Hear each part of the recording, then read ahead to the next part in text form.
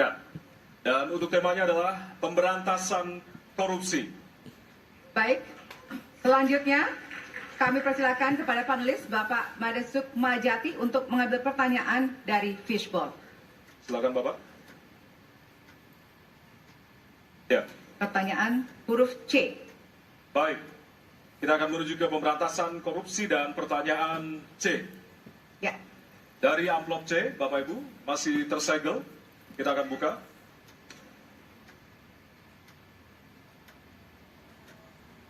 Pertanyaan untuk sub tema pemberantasan korupsi. Penegakan hukum atas tindak pidana korupsi menunjukkan rata-rata tren vonis pengadilan yang relatif rendah dan minimnya angka pengembalian aset. Pertanyaan, apa terobosan yang akan Anda lakukan untuk menimbulkan efek jera bagi pelaku korupsi sekaligus menyelamatkan aset negara yang dikorupsi? Waktu Anda, 2 menit Bapak, dimulai dari sekarang. Terima kasih. Yang pertama dari si penegakan hukumnya dulu. Maka kalau saya mulai dari sini, maka yang mesti dilakukan adalah pemiskinan.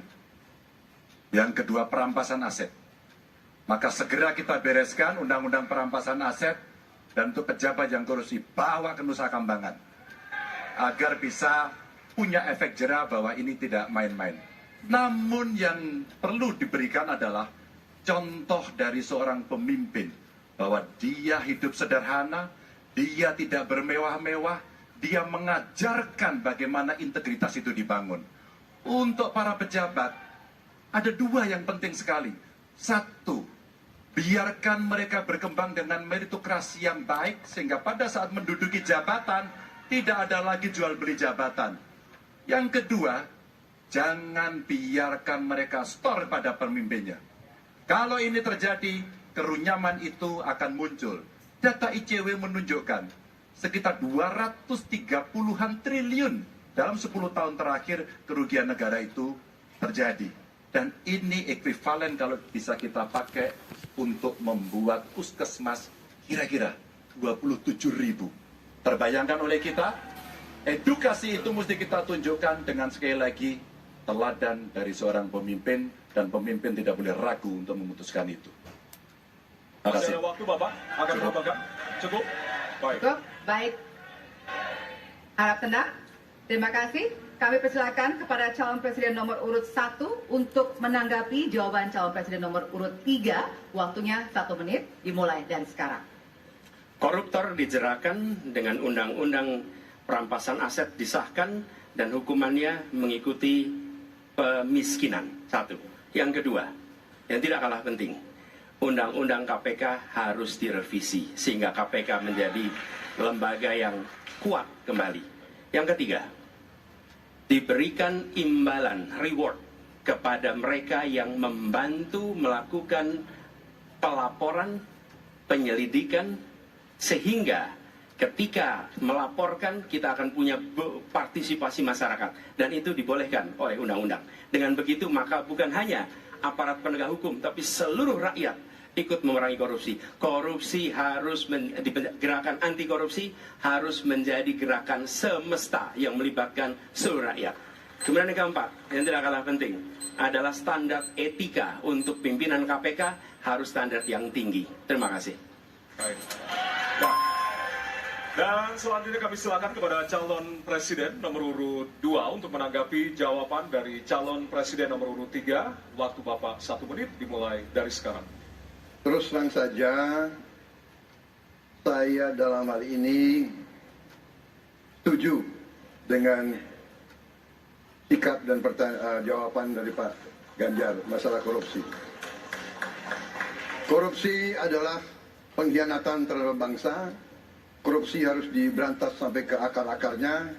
Kita harus perkuat KPK, kita harus perkuat juga kepolisian, kita harus perkuat juga kejaksaan, kita harus perkuat ombudsman, semua badan-badan yang bisa membantu untuk mitigasi korupsi harus kita perkuat. BPK, BPKP, inspektorat di tiap kementerian ini harus diperkuat. Jadi saya sependapat korupsi harus diberantas sampai seakar-akarnya. Terima kasih. Waktu masih ada, Bapak? Cukup. Baik, terima kasih. Kami persilakan calon presiden nomor urut 3 untuk merespon tanggapan dari kedua calon presiden lainnya. Waktunya 1 menit, dimulai dari sekarang. Terima kasih. Ternyata pada isu ini di antara 3 kami relatif sepakat. Mudah-mudahan ini harapan baik untuk masyarakat.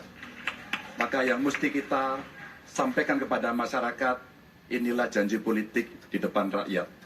Maka kalau kemudian kita bisa menyatukan yang saya sampaikan di awal, pikiran kita sudah sama, perkataan kita sudah sama, maka kalau perbuatannya tidak sama, kitalah yang dihukum oleh rakyat. Maka mudah-mudahan pemilu besok ini akan menghasilkan semangat yang sama untuk kita memberantas korupsi. Integritas itu penting sekali. Dan nomor 1. Masih ada waktu, Bapak? Cukup. Cukup? Baik. Ya, dan kita akan beralih.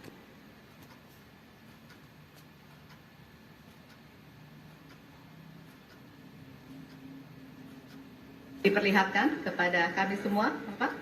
Apa? Baik, temanya adalah penguatan demokrasi. Baik. Baik, selanjutnya kepada panelis Ibu Susi Dwi Haryanti untuk mengambil pertanyaan dari Fishball. Hurufnya adalah A. Penguatan demokrasi dengan amplop A. Baik. Masih tersegel, Bapak Ibu? Kita akan langsung buka.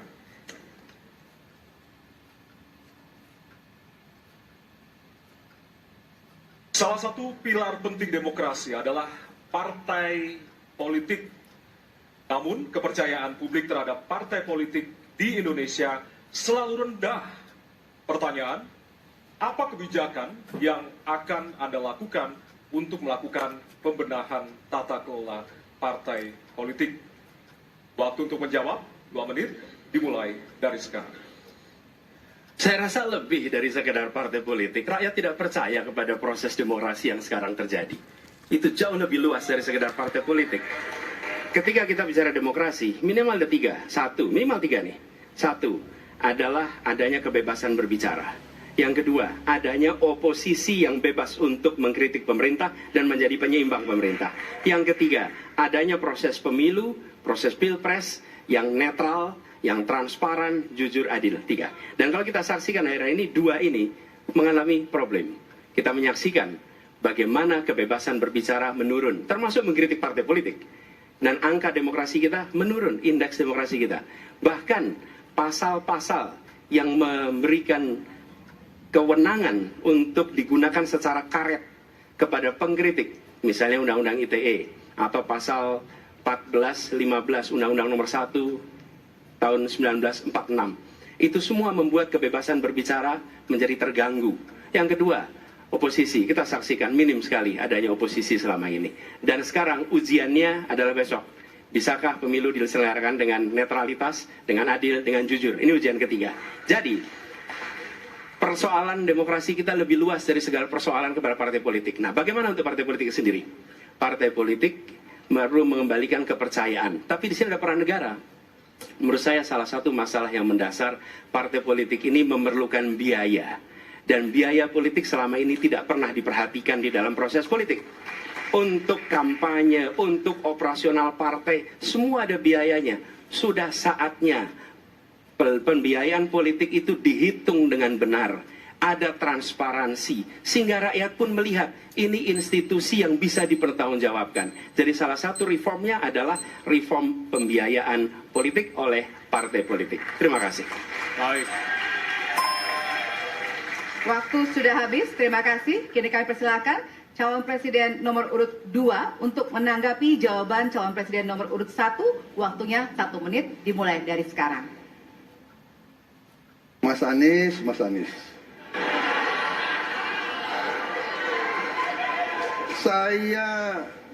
Saya berpendapat Mas Anies ini agak berlebihan.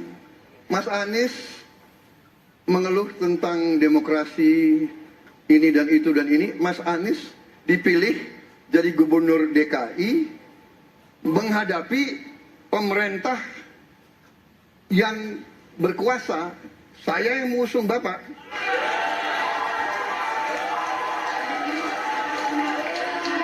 Kalau demokrasi kita tidak berjalan, tidak mungkin Anda jadi gubernur.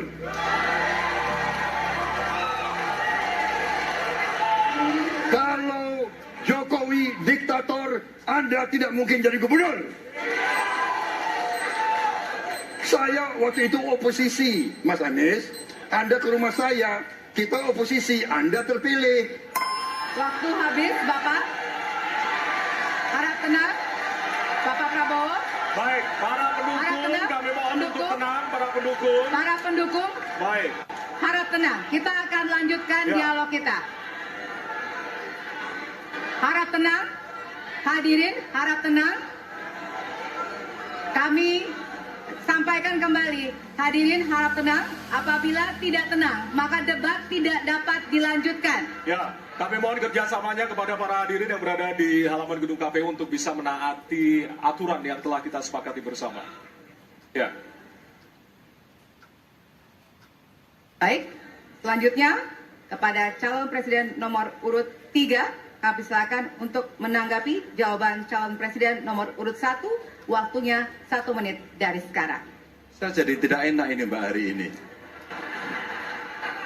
Mohon maaf. Saya tidak enak karena dua kawan saya sedang nagih janji dan membuka buku lama. Tapi percaya begini. Yang pertama, tidak ada demokrasi tanpa partai politik. Tidak ada. Suka tidak suka, mau tidak mau. Dan fungsi partai politik itu adalah agregasi, sumber rekrutmen kader, pendidikan politik. Kebetulan saya pernah menjadi ketua pansus undang-undang partai politik. Maka pada saat perdebatan penguatan dari sisi anggaran, penguatan dari sisi partisipasi masyarakat mesti dilakukan, saat itu tidak terlalu banyak yang setuju. Maka Mas Anies, soal oposisi tidak oposisi, soal kepentingan saja kok. Kapan kita bertemu, kapan kita tidak bertemu, dan kemudian kita akan bersikap pada posisi masing-masing. Tapi yang penting, pendidikan politik kepada masyarakat itulah yang menjadi PR besar dari partai politik agar cepat oke, dewasa. waktu Anda habis, Bapak. Ya, dan kita akan lanjutkan. Baik, kita akan lanjutkan debatnya, Bapak Ibu. Kita akan lanjutkan ke pertanyaan selanjutnya untuk calon presiden nomor urut 1. Ya, Untuk merespon Oke. tanggapan dari 2 calon presiden lainnya, waktunya 1 menit dari sekarang. Ya. Terima kasih. Ketika kita menghadapi sebuah proses demokrasi, di situ ada pemerintah dan ada oposisi. Dua-duanya sama terhormat. Dan ketika proses pengambilan keputusan itu dilakukan, bila ada oposisi, maka selalu ada pandangan perspektif berbeda yang membuat masyarakat bisa menilai. Karena itu oposisi itu penting dan sama-sama terhormat. Sayangnya tidak semua orang tahan untuk berada menjadi oposisi. Oke? Seperti sampaikan Pak Prabowo tidak tahan untuk menjadi oposisi. Apa yang terjadi?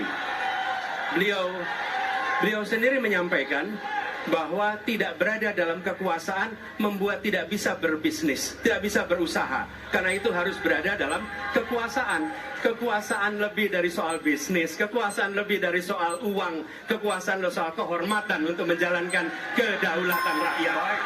Waktu Anda Baik, habis, Bapak. terima Kami kasih. mohon sekali lagi kepada para hadirin yang berada Hadirin. kepada Bapak Agus Riwanto untuk mengambil subtema.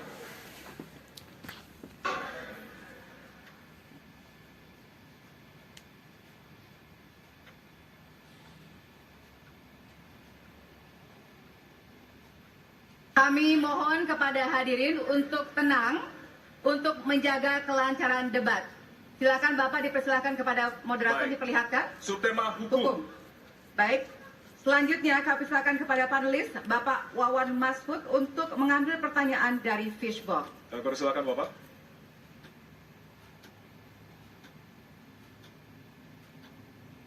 Baik, Amplop A. amplop A, silakan. Ya, masih tersegel, kita akan buka.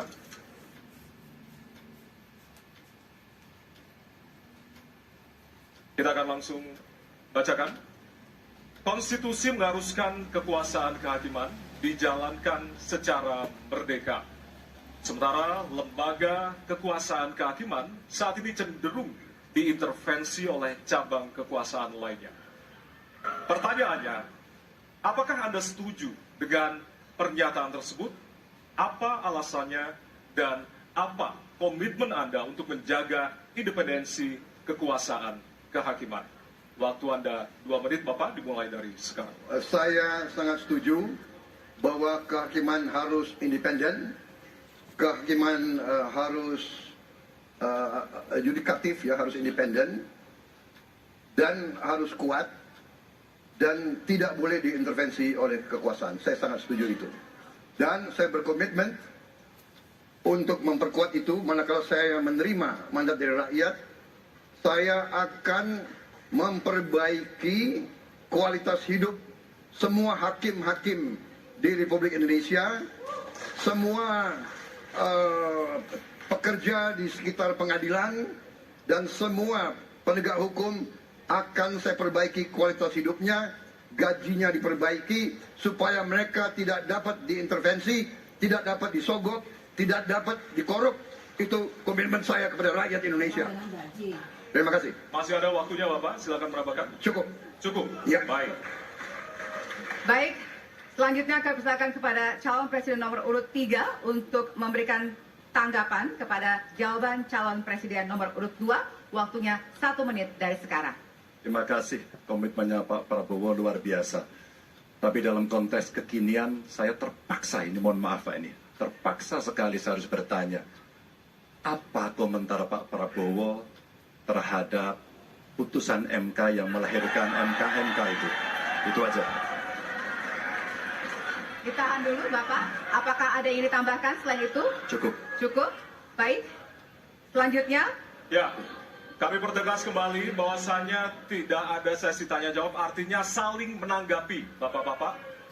Kami ingatkan kembali untuk saling menanggapi dari masing-masing calon presiden. Dan selanjutnya kita akan berikan kesempatan kepada calon presiden nomor urut 1 untuk menanggapi calon presiden nomor urut 2 dan waktu Bapak. Apakah saya harus 1 menit. merevisi statement saya? Kenapa, Bapak? Apakah saya harus merevisi statement saya karena tidak boleh Tidak, bertanya? nanti kami harapkan untuk saling menanggapi, bukan saling menanya, Bapak. Makanya, apakah saya harus merevisi? Karena tadi bentuknya pertanyaan. Nanti kita akan berikan kesempatan untuk Tidak perlu ya? selanjutnya. Tidak perlu, Pak. Bapak. Oke, terima Baik. kasih. Ya, kami persilakan Silakan. kepada calon presiden nomor urut 1. Waktu Anda 1 menit, Bapak. Ya, jadi ketika saya bertugas sebagai presiden, maka saya akan tegaskan kepada semua yang berada di lingkar judisial bahwa tugas Anda bukan hanya menegakkan hukum, tugas Anda menghadirkan rasa keadilan. Nomor 1, tegaskan itu. Yang kedua, bila terjadi praktek-praktek di mana keadilan tidak hadir, maka negara tidak boleh diam dan mengatakan, nah itu kan proses hukum. Tidak bisa. Justru negara harus mempertanyakan apa yang sesungguhnya terjadi. Dan itulah yang kemudian harus dikerjakan oleh negara, memastikan bahwa proses hukum benar-benar berorientasi kepada keadilan. Lalu kepada mereka yang bertugas, tapi disampaikan bahwa harus memastikan mereka memiliki remunerasi yang baik. Ya, itu penting. Dan yang tidak kalah penting adalah semua proses dilakukan secara transparan. Promosi transparan, kasus transparan, sehingga ada kepercayaan kepada proses pengadilan. Terima kasih. baik, waktu habis. Selanjutnya kami persilakan kepada calon presiden nomor urut 2 untuk merespon tanggapan dari calon presiden lainnya. Waktunya 1 menit dari sekarang. Saya kira mengenai Mahkamah Konstitusi, aturannya sudah jelas. Kita juga bukan anak kecil, rakyat kita juga pandai, rakyat kita lihat, rakyat kita tahu. Mas Ganjar, kita tahulah ya bagaimana prosesnya, ya. Yang intervensi siapa, ya kan? Yang intervensi siapa? Tapi intinya adalah kita tegakkan konstitusi, kita tegakkan undang-undang, kita perbaiki yang kurang sempurna, dan kita patuh kepada komitmen undang-undang itu sendiri. Jadi saya kira itu tentang apa tadi disampaikan Pak Anies. Dalam hal ini saya setuju dengan Pak Anies. Waktunya masih ada, Bapak. Saya sependapat kita harus membuat yudikatif kuat, harus ada merit system, harus ada ujian-ujian yang baik. Waktunya supaya habis hakim itu sekarang, Bapak. hakim yang Terima terbaik kasih untuk atas Indonesia. jawabannya. Sekarang